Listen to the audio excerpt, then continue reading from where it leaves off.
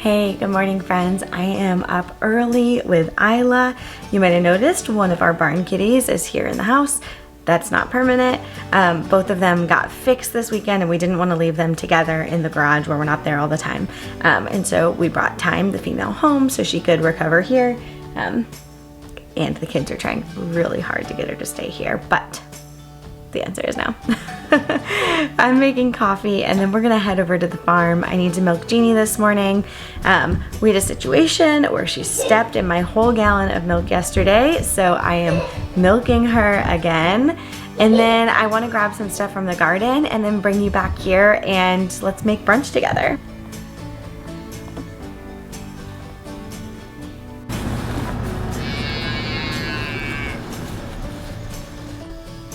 Morning.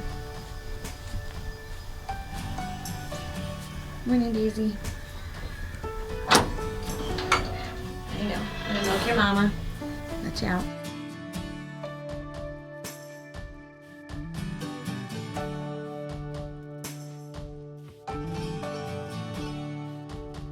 All right, it is quite the morning on the farm. The cows are a little bit weird today. Jeannie only had about half a gallon and it had been 13 hours, which is odd because Daisy is still nursing a lot, so she's not self-weaning. She's nursing like every time we're here. So there's a chance that maybe Crusher nursed last night. That happens sometimes. I didn't know that until recently, but sometimes bulls will take to drinking if they're hungry. We're gonna start feeding them a little bit more and see if that helps. The other thing that might be happening is that she might be bred back. So that's why Crusher's in there. That's why we got Crusher, is to breed her back. When cows breed back, it's not uncommon for their milk supply to dip a little bit. So usually it'll come back, especially if you're milking and the calf is still nursing. So I'm gonna just keep an eye on it. I'm probably gonna come back and milk tomorrow and milk a couple more times this week than I usually would, just to make sure. I mean, we definitely don't want her to start drying up right now. Like, she's only been in milk since May, and we've only really been milking well and like getting a significant amount since like late June, maybe July. It's only the beginning of September, so we are not done. So we're gonna try to do a couple of those things. Kev's gonna call the vet and see when they wanna come out to do a pregnancy test. We could do that ourselves, but because this is our first time around, we are choosing to partner with our vet in a lot of things just to make sure we don't miss anything. And it's always good to have somebody come out and kind of do a well check on the farm. So, whew, I'm winded. We're almost up to the garden. Look at that. Isla's coming with me. Let's pick some stuff for breakfast. Basil, do you miss your sister? He's like the super. Come here, Basil. Do you miss your sister? He is definitely lonely being here without Time, but they go back for their checkup after surgery tomorrow. So once they both get cleared, we'll put them back together. They just wrestle a ton and we just didn't want them to hurt each other, especially because we're not here to monitor the whole time. So he'll be very excited about that, but we're gonna give him some garden time. Can I call him? I want to call him Camry. I don't want. I like him. There you go.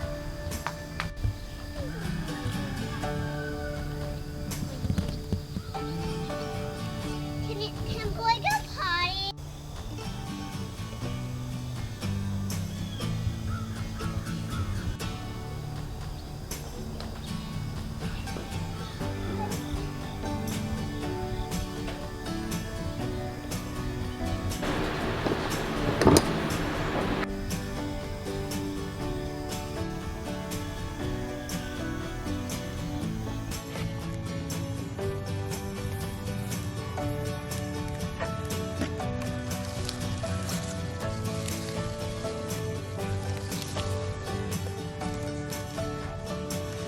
This is one of the things that I love the most about this space.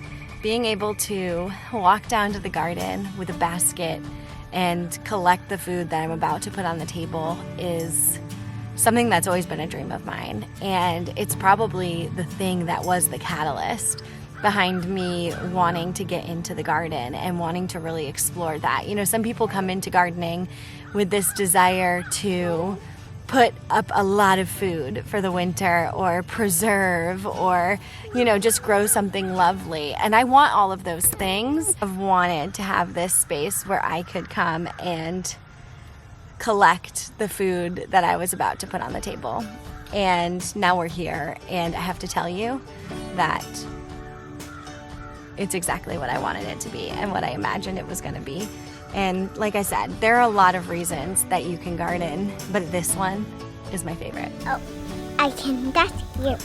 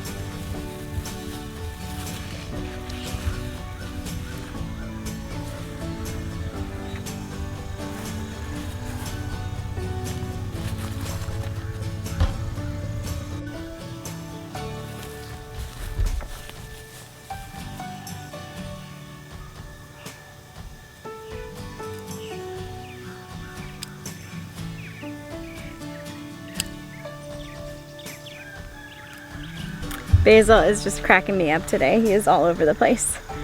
I have to admit, coming in the garden with like a specific harvest purpose is so much sweeter to me than coming in and just trying to fill as many baskets as possible. There's something about like having a vision of what you want to create and just coming and picking those things. So today I grabbed some bunching onions so far, a poblano pepper, some parsley, and some oregano. And I'm gonna take you back to the house in just a minute here, and we're gonna make some sourdough Dutch baby. I'm gonna use the bunching onions for that. I'm gonna do one sweet and one savory. It's gonna be really good. Look at how stunning these are.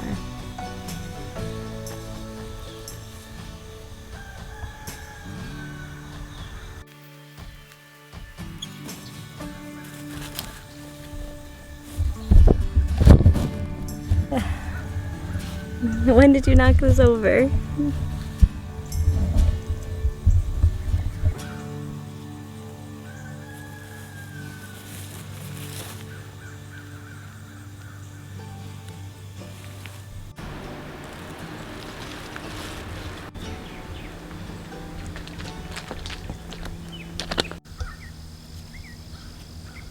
The dahlias are so happy right now. There are so many more that once we ripped everything else up out of the garden, they are just starting to take off. And I had dahlias kind of sprinkled throughout, so I'm very excited to see what some of these last varieties are gonna be, and it looks like they're gonna bloom before it gets too cold, which I'm super excited about.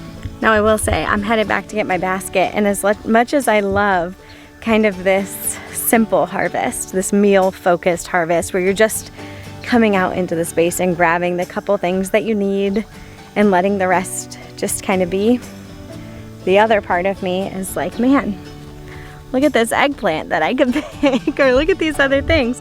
But I think that, you know, the reason that I have always wanted this so much, and the reason that I just love having the ability to come out and like pick fresh herbs, or, you know, pick one tomato for lunch, it's that there's so much less pressure when you operate a garden in this way. And it really is the core behind a potager garden or a kitchen garden, is to be able to come out with your basket, fill it with what you need for the day, and then head back inside.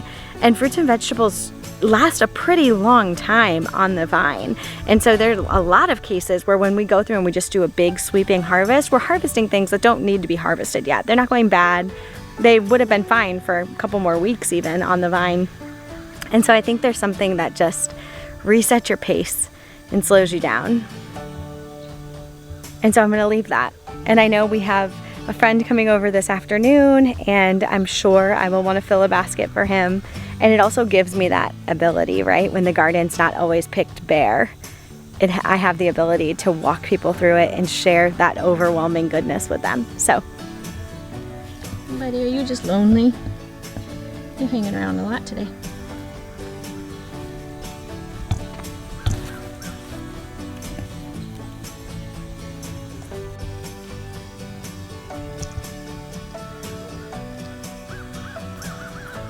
It also gives you the ability to come in and just snack a little, which is also my favorite.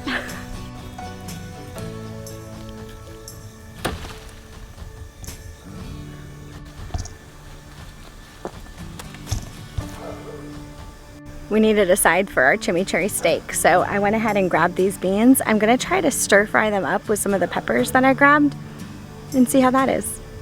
All right, sorry for the background noise. Everyone is in the kitchen area. So the first thing that I'm gonna do is actually cook up some bacon. So most Dutch babies are sweet. I really like, or did I tell you I was making a Dutch baby? I'm making a Dutch baby, and I'm doing white cheddar with those fresh bunching onions and some bacon. I'm using my sourdough starter. I fed it last night, so it's nice and bubbly and active. So I'm going to chop all of this bacon up using my kitchen scissors. I'm gonna cook it in the same cast iron that I'm gonna actually cook my Dutch baby in. And then once that's all done, I'll separate it out, I'll save the bacon fat, then I'm gonna get that pan into the oven and get it nice and hot, and then I'll show you how I make the Dutch baby.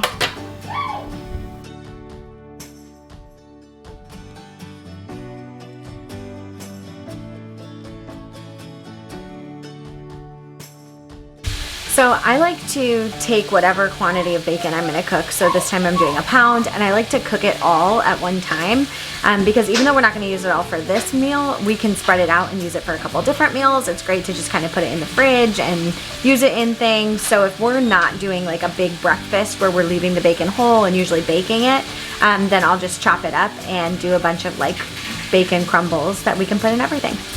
Okay, so while that bacon is cooking, I'm actually gonna get my batter for the Dutch baby ready. So I really like the Cultures for Health recipe because it's a sourdough recipe and it's really simple. So basically a Dutch baby is just a lot of eggs, a little bit of flour, water, sometimes sugar or honey, and milk, and that's pretty much it. So we have a ton of eggs on hand. We have a ton of flour and water, but my sourdough starter is essentially the same thing. So we have that on hand.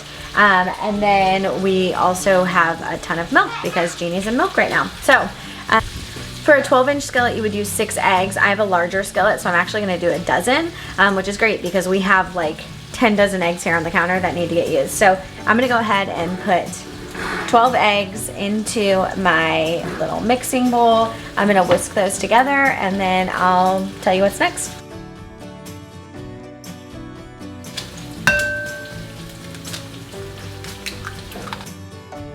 Okay, so next I'm gonna go ahead and add 4 cups of my fed sourdough starter.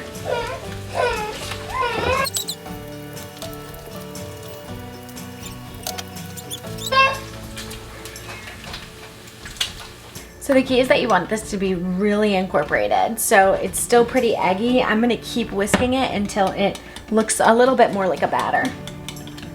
Go ahead and add a teaspoon of salt now. I might do just under a teaspoon because I am going to be adding bacon and that's pretty salty. And then I'm going to be adding 2 tablespoons of sugar. Even though this is going to be a savory Dutch baby, it's really nice to have that little bit of sweetness in the dough. Okay, so what I'm about to do is take the cast iron out of the oven. I'm going to swirl that butter around, make sure it's nice and coated. I'm going to pour this batter in, and then I'm going to let it cook for 15 to 18 minutes without opening the door. I'll turn on the light so I can kind of see it rise. I would normally, with one this size, I would cook it longer, but what I want to do is take it out right towards the end and let the last 5 minutes cook with the scallions and bacon and cheese on top. So normally a Dutch baby, it rises and kind of balloons, and then when you take it out to serve it, it sinks down. Well, it's gonna rise and balloon, then I'm gonna put stuff on top of it, so it's actually gonna finish cooking kind of down, but trust me, it is amazing.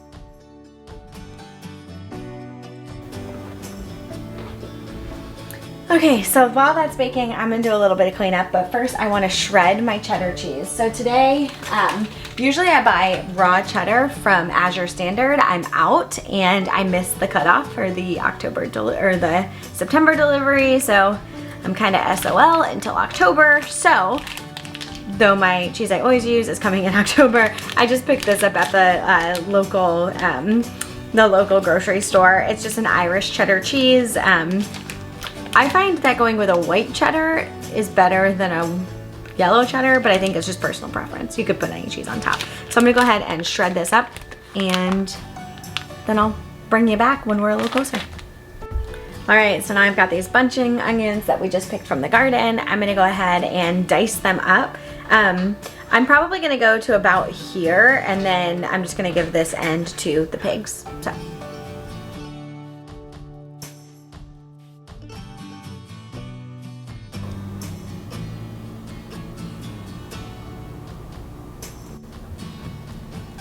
Okay, so it's gotten pretty puffed up. I'm gonna go ahead and pull it out, put all of those toppings on, and put it back in for 5 or so minutes. This is a much bigger, thicker Dutch baby, so I might have to gauge how long I need it for. But I'm gonna link the Cultures for Health Dutch baby recipe down below, and then you can kind of take it, make it your own, kind of do what I'm doing and make it savory. All right, I'm gonna go ahead and pull this out of the oven.